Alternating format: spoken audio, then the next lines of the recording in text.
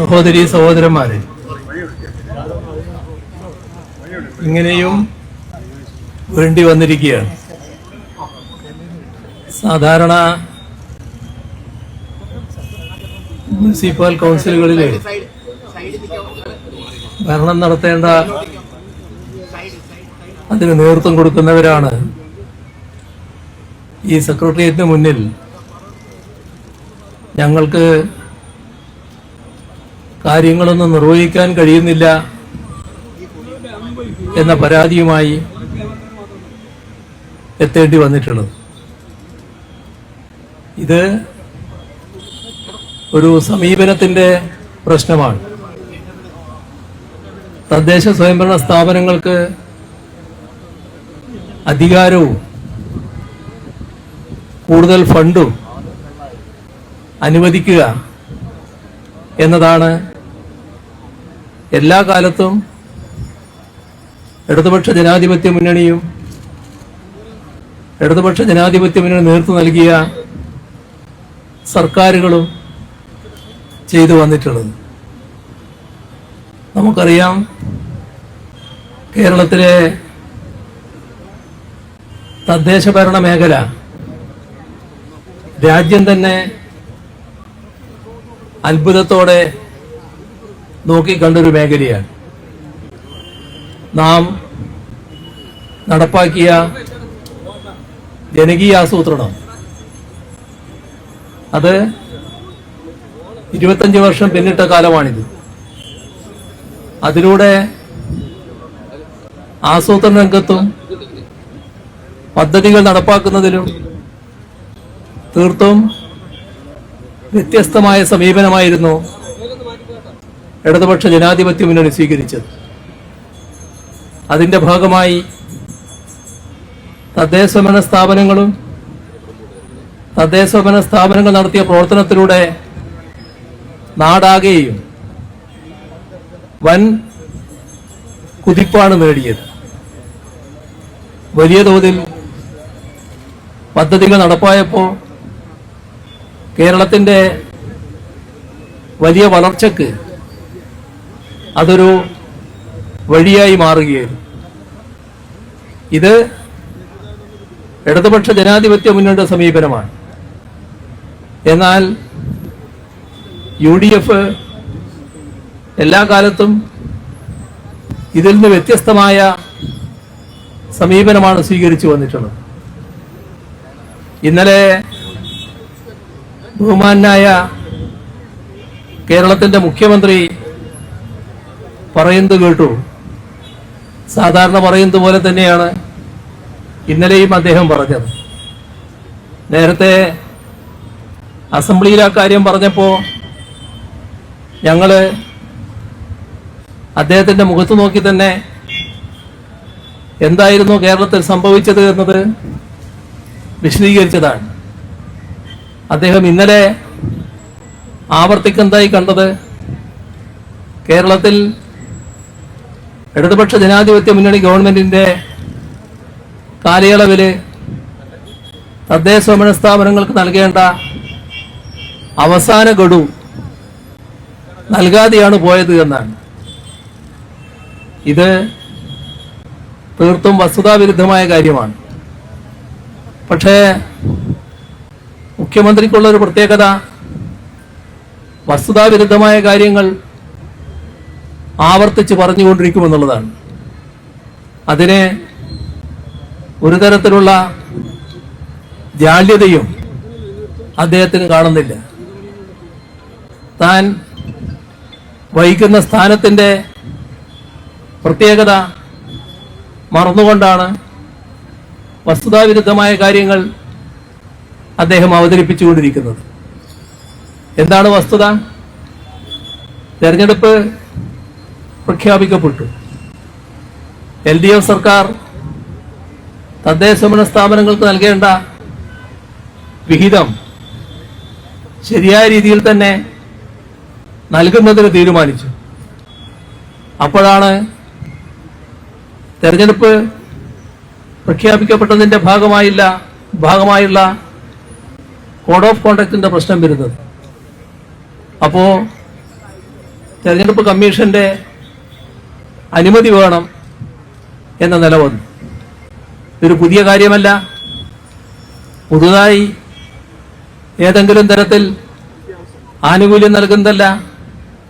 തീർത്തും ഭരണപരമായ നടപടികളാണ്. കേന്ദ്രം സംസ്ഥാനത്ത് നൽകേണ്ട തുക, സംസ്ഥാനം കേന്ദ്രത്തിന് നൽകേണ്ട തുക, ഇതെല്ലാം അതിൻ്റെതായ വഴിക്ക് നൽകുന്നതിന് തെരഞ്ഞെടുപ്പ് തടസ്സമായി നിൽക്കേണ്ട കാര്യമില്ല. പക്ഷേ തെരഞ്ഞെടുപ്പ് കമ്മീഷന്റെ ചുമതലപ്പെട്ടവര് ഈ ഘട്ടത്തിൽ അത് നടപ്പാക്കാൻ പറ്റില്ല എന്ന് പറഞ്ഞു. അപ്പോ അത് തടയുന്ന സ്ഥിതി വന്നു. LDF സർക്കാർ കാശുണ്ട്, കാശ് മാറ്റി വെച്ചിരിക്കുന്നു, അത് തദ്ദേശഭരണ സ്ഥാപനങ്ങൾക്ക് നൽകാൻ തീരുമാനിച്ചിരിക്കുന്നു. ഇപ്പോൾ പറ്റില്ല എന്ന നിലപാട് തെരഞ്ഞെടുപ്പ് കമ്മീഷൻ സ്വീകരിച്ചു. എന്നാൽ സാധാരണ നിലയിൽ അത്തരത്തിൽ ഒരു ഗഡു കൊടുക്കാതിരുന്നാൽ അത് സർക്കാർ തന്നെ കയ്യിൽ വെക്കുക എന്ന നിലയല്ല സ്വീകരിക്കേണ്ടത്. LDF സർക്കാർ ഒരു ഘട്ടത്തിലും അത്തരമൊരു നിലപാട് സ്വീകരിച്ചിട്ടില്ല. നേരത്തെ LDF സർക്കാർ കൃത്യമായി തന്നെ ഉത്തരവുകൾ ഇറക്കിയിട്ടുണ്ട്. ഈ കാലയളവിൽ കൊടുക്കാൻ കഴിയാത്ത തുക അടുത്ത ഘട്ടത്തിൽ കൊടുക്കുന്നതിന്, സ്പിൽ ഓവർ നിർവഹിക്കുന്നതിന് ഒരു തടസ്സവുമില്ല എന്ന ഉത്തരവ് തന്നെയുണ്ട്. എല്ലാ കാലത്തും അത്തരത്തിൽ കാര്യങ്ങൾ നിർവഹിക്കുന്ന നിലപാടാണ് സ്വീകരിച്ചു വന്നിട്ടുള്ളത്. എന്നാൽ കഴിഞ്ഞ തെരഞ്ഞെടുപ്പിൽ LDF പരാജയപ്പെടുകയും UDF അധികാരത്തിൽ വരികയും ചെയ്തപ്പോൾ സാധാരണ നിലക്ക് സ്വീകരിക്കേണ്ട ഈ സമ്പ്രദായം UDF സർക്കാർ ഉപേക്ഷിക്കുന്ന കാഴ്ചയാണ് കണ്ടത്. അവര് ആ പണം നൽകാത്ത അവസ്ഥയുണ്ടായി. ഒരു ന്യായീകരണവും അതിനില്ല. അസംബ്ലിയിൽ ആ കാര്യങ്ങളെല്ലാം വ്യക്തമാക്കിയതാണ്. അതിന് ന്യായീകരണമൊന്നും മുഖ്യമന്ത്രിക്കോ ബന്ധപ്പെട്ട വകുപ്പ് മന്ത്രിക്കോ പറയാനും കഴിഞ്ഞില്ല. ഇത് LDF എന്ന നിലക്കുള്ള പ്രശ്നമല്ല, നാടിന്റെ പ്രശ്നമാണ്. നാട്ടിലുള്ള തദ്ദേശഭരണ സ്ഥാപനങ്ങളുടെ പ്രശ്നമാണ്. തദ്ദേശഭരണ സ്ഥാപനങ്ങളുടെ പ്രശ്നമെന്ന് പറയുമ്പോൾ തദ്ദേശഭരണ സ്ഥാപനങ്ങൾ മുഖേന നടപ്പാക്കുന്ന വിവിധ പദ്ധതികളുടെ നടത്തിപ്പുമായി ബന്ധപ്പെട്ട കാര്യമാണ്. അതെല്ലാമാണ് ഇപ്പോൾ തടയപ്പെട്ടിട്ടുള്ളത്. ഇവിടെ കാണേണ്ടത് ഈ ഗവൺമെന്റ് അധികാരത്തിൽ വന്ന് ഇത്തരത്തിലൊരു ഹീനമായ മാർഗം സ്വീകരിക്കാൻ പാടില്ലാത്തതായിരുന്നു. പക്ഷേ അവരതിനെ തയ്യാറായിരിക്കുന്നു. അതുമാത്രമാണോ? ഈ സാമ്പത്തിക വർഷം എത്ര മാസമായി? 4 മാസം പിന്നിട്ടിരിക്കുന്നു. 4 മാസം പിന്നിട്ടിട്ട് നമ്മുടെ പദ്ധതി വീതത്തിന്റെ പ്ലാൻ ഫണ്ടിന്റെ ആദ്യ ഗഡു പോലും നൽകാൻ ഇതേവരെ സർക്കാർ തയ്യാറായിട്ടില്ല. എന്താണ് അതിന്റെ അർത്ഥം? എന്താണ് തദ്ദേശഭരണ സ്ഥാപനങ്ങളോട് സ്വീകരിക്കുന്ന സമീപനം എന്നതാണ് നാം കാണേണ്ടത്. തീർത്തും നിഷേധാത്മകമായ സമീപനം, തദ്ദേശഭരണ സ്ഥാപനങ്ങളെ ശ്വാസം മുട്ടിക്കുന്ന സമീപനം. സർക്കാരിനെ അറിയാത്തതല്ല, തദ്ദേശഭരണ സ്ഥാപനങ്ങൾക്ക് ഫണ്ട് നൽകിയില്ലെങ്കിൽ അവർ നടപ്പാക്കേണ്ട പദ്ധതികൾ നടപ്പാക്കാനാവില്ല എന്നത്. ബോധപൂർവം തദ്ദേശഭരണ സ്ഥാപനങ്ങളുടെ പ്രവർത്തനത്തിന് കൂച്ചുവിലങ്ങട ഇടാനുള്ള നടപടികളാണ് സ്വീകരിക്കുന്നത്. ഇവിടെ കാണേണ്ട ഒരു കാര്യം, നമ്മുടെ തദ്ദേശഭരണ സ്ഥാപനങ്ങൾ പദ്ധതികൾക്ക് രൂപം നൽകിയാൽ പദ്ധതികൾ അപ്ലോഡ് ചെയ്യുന്ന സോഫ്റ്റ്വെയർ ഉണ്ട്. ആ സോഫ്റ്റ്വെയർ സർക്കാരിൻ്റെ നിയന്ത്രണത്തിലാണ്. അത് തുറന്നു കൊടുത്താൽ മാത്രമേ അത് അപ്ലോഡ് ചെയ്യാൻ സാധിക്കുകയുള്ളൂ. പക്ഷേ ഇപ്പോൾ ആ സോഫ്റ്റ്വെയർ ശരിയായ രീതിയിൽ തുറന്നു കൊടുക്കുന്നില്ല. എന്താ പ്രശ്നം? ഈ മാസം 31, ഇനി അധികം ദിവസമില്ലല്ലോ, നാളെ കൊണ്ടായല്ലോ. ഈ 31-നുള്ളിൽ പദ്ധതികൾ സമർപ്പിച്ചാൽ മാത്രമേ ജില്ലാ ആസൂത്രണ സമിതിയുടെ അംഗീകാരം ലഭിക്കുകയുള്ളൂ എന്ന് ഉത്തരവ് സർക്കാർ തന്നെ ഇറക്കിയിട്ടുണ്ട്. ഒരു ഭാഗത്ത് ആ ഉത്തരവ് നടപ്പാക്കാൻ തദ്ദേശഭരണ സ്ഥാപനങ്ങൾ തയ്യാറാകുമ്പോൾ അതിൻ്റെ ഭാഗമായി ആ സോഫ്റ്റ്വെയർ പ്രവർത്തനക്ഷമമാക്കേണ്ടതിന് പകരം ആ സോഫ്റ്റ്വെയർ വലിയ തോതിൽ നിയന്ത്രിതാവസ്ഥയിലാക്കിയിരിക്കുന്നു. അതുകൊണ്ട് തദ്ദേശഭരണ സ്ഥാപനങ്ങൾക്ക് അവ അപ്ലോഡ് ചെയ്യാനാവുന്നില്ല. എന്ന് പറഞ്ഞാൽ തദ്ദേശഭരണ സ്ഥാപനങ്ങളുടെ അവകാശം അവിടെയും നിഷേധിക്കുകയാണ് എന്നതാണ് നാം കാണേണ്ടത്.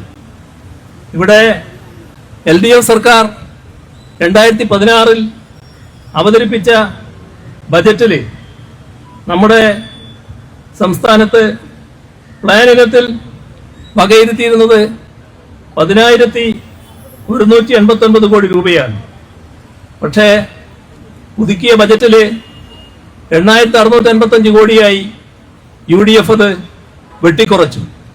എന്ന് പറഞ്ഞാൽ 1,533 കോടി രൂപയുടെ പ്ലാൻ വിഹിതം തദ്ദേശ സ്ഥാപനങ്ങൾക്ക് നഷ്ടമായി എന്നർത്ഥം. 1,535 കോടി രൂപയുടെ പ്ലാൻ വിഹിതം നഷ്ടമാക്കുന്നത് UDF ഗവൺമെന്റാണ്. LDF സർക്കാർ പ്രഖ്യാപിച്ച കാര്യത്തിലാണ് ഇത്തരമൊരു വെട്ടിക്കുറവ് വരുത്തിയിട്ടുള്ളത്. ഇതിൽ ശ്രദ്ധിക്കേണ്ട കാര്യം, പൊതുവിഭാഗങ്ങൾക്കുള്ള പ്ലാനുണ്ട്. അതിൽ വെട്ടിക്കുറച്ചത് 1,261 കോടി രൂപയാണ്. നമ്മുടെ സംസ്ഥാനത്തെ പട്ടികജാതി വിഭാഗങ്ങൾക്കുള്ള പ്ലാനിൽ 236 കോടി രൂപ, പട്ടികവർഗ വിഭാഗങ്ങൾക്കുള്ള പ്ലാനിൽ 35 കോടി രൂപ. ഇതെല്ലാം കുറവ് വരുത്തുന്ന അവസ്ഥയാണ് ഉണ്ടായത്. എങ്ങനെയാണ് അത്തരമൊരു സമീപനം UDF ഗവൺമെന്റിന് സ്വീകരിക്കാൻ കഴിയുന്നത് എന്നതാണ് ഗൗരവമായ പ്രശ്നം. ഇവിടെ കാണേണ്ട ഒരു വസ്തുത, പുതുക്കിയ ബജറ്റിലെ കണക്കുകൾ സാധാരണഗതിയിൽ IKM സോഫ്റ്റ്വെയറിൽ ഉൾപ്പെടുത്തേണ്ടതാണ്. പക്ഷേ ഇതുവരെ IKMന്റെ സോഫ്റ്റ്വെയറിൽ ആ പുതുക്കിയ ബജറ്റിന്റെ കണക്കുകൾ ഉൾപ്പെടുത്തിയിട്ടില്ല. ഇതെല്ലാം മനഃപൂർവ്വമുള്ള കാര്യമാണ് എന്ന് നാം കാണണം. ഈ സാമ്പത്തിക വർഷത്തെ വികസനത്തിന്റെ 1ാം ഗഡു, മെയിൻ്റനൻസ് ഗ്രാന്റിന്റെ 2ാം ഗഡു, ഇതെല്ലാം തദ്ദേശ സ്ഥാപനങ്ങൾക്ക് നിഷേധിക്കുന്ന നിലയാണ് ഗവൺമെന്റ് സ്വീകരിച്ചിട്ടുള്ളത്. ഇത് നമ്മുടെ സംസ്ഥാനത്തിന്റെ പൊതുവായ വികസന പ്രവർത്തനങ്ങളെയാണ് ബാധിക്കുന്നത്. തദ്ദേശഭരണ സ്ഥാപനങ്ങൾ പലവിധത്തിൽ മുൻഗണന അർഹിക്കുന്ന ഭിന്നശേഷിക്കാര്, വയോജനങ്ങള്, പാലിയേറ്റീവ് രോഗികള്, കിടപ്പ് രോഗികള്, അതിദരിദ്രർ, അഗതികൾ, ഇവർക്കെല്ലാമുള്ള സേവനങ്ങൾ നൽകുന്നതാണ്. അവയെല്ലാം മുടങ്ങുകയാണ്. ഇതാണ് ഗവൺമെന്റിന്റെ നിഷേധാത്മക സമീപനത്തിന്റെ പ്രത്യേകത. പാലിയേറ്റീവ് കെയറും ഡയാലിസിസ് സഹായവും കോക്ലിയർ ഇംപ്ലിമെന്റേഷനും കുടുംബശ്രീ ജനകീയ ഹോട്ടലുകളുടെ പ്രവർത്തനവും വയോമിത്രവും ബഡ്സ് സ്കൂളുകൾ, ഇവയുടെ എല്ലാം പ്രവർത്തനങ്ങൾക്ക് കടുത്ത പ്രതിസന്ധിയാണ് ഉണ്ടാകുന്നത്. ഇവിടെ ശ്രദ്ധിക്കേണ്ട കാര്യം, LDF സർക്കാർ 2024-25 നമ്മുടെ സംസ്ഥാനത്ത് പ്ലാൻ സൈസ് 30,370 കോടി രൂപയായിരുന്നു അനുവദിച്ചത്. 2025-26 അത് 32,500 കോടിയായി. 2026-27 35,750 കോടി. ഇങ്ങനെ പ്ലാൻ സൈസ് വർദ്ധിപ്പിക്കുന്ന മാതൃകയാണ് LDF സർക്കാർ സ്വീകരിച്ചിരുന്നത്. മാത്രമല്ല, കഴിഞ്ഞ സർക്കാരിന്റെ LDF സർക്കാരിന്റെ ഇടപെടലുകൾ വഴി 16-ാം ധനകാര്യ കമ്മീഷൻ നികുതി വിഹിതം വർദ്ധിപ്പിക്കുന്ന നിലയുണ്ടാക്കിയിട്ടുണ്ട്. ഇതിലൂടെ ലഭിക്കുന്ന അധിക വരുമാനം, GST, കേന്ദ്ര നികുതി വിഹിതം ഇവയിലൂടെ 6600 കോടിയോളം രൂപയുടെ വർധനവ് സംസ്ഥാനത്തിന്റെ കയ്യിൽ ലഭിച്ചിട്ടുണ്ട്. ഇതുകൂടാതെ ചരിത്രത്തിലെ തന്നെ ഏറ്റവും ഉയർന്ന കടമെടുക്കൽ വഴി 17,800 കോടി രൂപ ഈ സാമ്പത്തിക വർഷത്തെ ആദ്യ 4 മാസത്തിൽ തന്നെ സർക്കാരിന് ലഭിച്ചിട്ടുണ്ട്. ഈ ഫണ്ടെല്ലാം കയ്യിലുണ്ട്. ഈ ഫണ്ടെല്ലാം കയ്യിലുണ്ടായിട്ടാണ് തദ്ദേശഭരണ സ്ഥാപനങ്ങൾക്ക് അർഹതപ്പെട്ട തുക നൽകാത്തത് എന്നത് നാം കാണേണ്ടതായിട്ടുണ്ട്. ഇവിടെ മഹാത്മാഗാന്ധിയുടെ ഗ്രാമസ്വരാജ് എന്ന സങ്കല്പത്തെയാണ്, അതിന്റെ തുടർച്ചയായി വന്ന പഞ്ചായത്ത് രാജ് സംവിധാനത്തെയാണ് ദുർബലപ്പെടുന്ന നില ഈ UDF സർക്കാർ സ്വീകരിച്ചിട്ടുള്ളത്. LDF സർക്കാർ ബജറ്റ് വിഹിതത്തെക്കാൾ അധികമായി 53,691 കോടി രൂപ ചെലവാക്കി നമ്മുടെ സംസ്ഥാനത്ത് വികസനം ഉറപ്പാക്കിയിരുന്നു. അതാണ് ഇപ്പോ പൂർണ്ണമായും സ്തംഭിപ്പിക്കുന്ന അവസ്ഥ ഉണ്ടായിരിക്കുന്നത്. പല മുനിസിപ്പാലിറ്റികളും വലിയ തോതിലുള്ള പ്രയാസത്തിലാണ് ഇന്ന് പ്രവർത്തിച്ചുകൊണ്ടിരിക്കുന്നത്. അതിന്റെ ഭാഗമായാണ് നിങ്ങൾക്ക് ഇവിടെ വന്നിട്ടുള്ളത്. ഇവിടെ നേരത്തെ സൂചിപ്പിച്ചതുപോലെ ഇതൊരു മുന്നറിയിപ്പാണ്. ഈ മുന്നറിയിപ്പ് ഒരു നിലവിളിയായോ കരച്ചിലായോ എടുക്കേണ്ടതില്ല. ഇവിടെ ആവശ്യങ്ങൾ, അർഹതപ്പെട്ട കാര്യങ്ങൾ നേടിയെടുക്കുന്നതിനുള്ള ശക്തമായ ഒരു മുന്നേറ്റമാണ്. ഇതിന്റെ ഭാഗമായി കണ്ണു തുറക്കാനും ചെവി കേൾക്കാനും സന്നദ്ധതയില്ലാത്ത നിലപാട് ഗവൺമെന്റ് സ്വീകരിക്കുകയാണെങ്കിൽ ആ കണ്ണു തുറപ്പിക്കാനും ചെവി കേൾപ്പിക്കുന്നതിനും ആവശ്യമായ തരത്തിലുള്ള ഇടപെടലുകൾ ശക്തിപ്പെടുത്തേണ്ടി വരും എന്ന് മാത്രം പറഞ്ഞുകൊണ്ട് ഈ പരിപാടിയുടെ ഔപചാരികമായ ഉദ്ഘാടനം നിർവഹിച്ചதை അറിയിച്ചുകൊണ്ട് അവസാനിപ്പിക്കുന്നു. നിങ്ങൾക്ക് എന്റെ അഭിവാദ്യങ്ങൾ.